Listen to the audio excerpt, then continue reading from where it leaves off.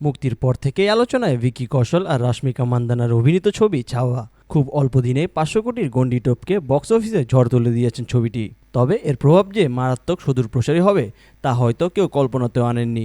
আশ্চর্যজনক হলেও সত্যি, এই সিনেমা দেখে গুপ্তধনের খোঁজে বেরিয়েছেন একদল গ্রামবাসী। রাতভর চলেছে মাটি খোঁড়াখুড়ি।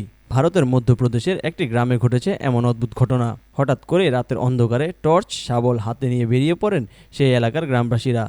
বুরহানপুরের আশিগড় নামে এই জায়গায় খনন কাজে মধ্যরাতে বেরিয়ে পড়েন তারা। তাদের ধারণা, মাটি খুঁড়ে মুঘল আমলের কিছু স্বর্ণ মুদ্রা কিংবা গুপ্তধনের হদিস মিললেও মিলতে পারে। অনেকে আবার দাবি করছেন এই এলাকায় নাকি কেউ কেউ স্বর্ণ মুদ্রাও দেখতে পেয়েছেন। বলাই বাহুল্য, ভিকি কৌশলের ছাওয়া দেখার পর এই ভাবনা আরও চাগার দিয়েছে। কারণ সেই ছবিতে বুরহানপুরের নাম নেওয়া হয়েছে, দেখানো হয়েছে এককালে মুঘলদের বাস এখানেই ছিল। আর সেখান থেকে তাদের মনে হয়েছে এখানে লুকিয়ে রয়েছে মুঘলদের গুপ্তধন।